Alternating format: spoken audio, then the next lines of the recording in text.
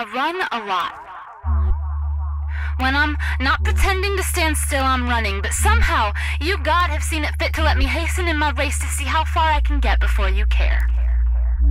Sure, it's a cheap way to test your love, but I just don't believe it when you say you want to use me. It's easier to flee the scene than it is to let your love spread all over me and leave me broken and finally free. It just hurts too much.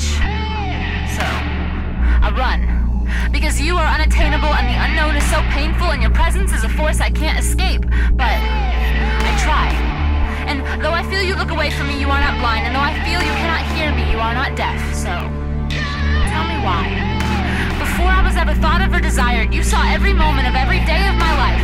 And as my sins passed before your eyes, you sighed and said, yes, I will use this. God, that's cruel.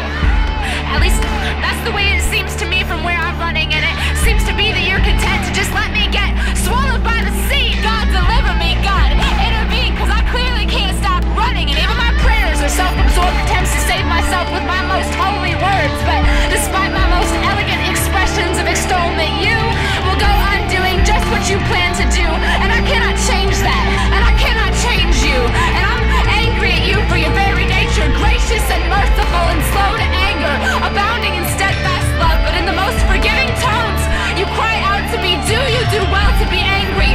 And all I can do is clench my fists and scream back, yes, yes, I do well to be angry, angry enough to die. But I guess I'm still here, right? Just a speck, and I'll take it by your silence and your neglect to acquiesce to my request that you still have something planned that requires the perpetuation of my breath. I run a lot.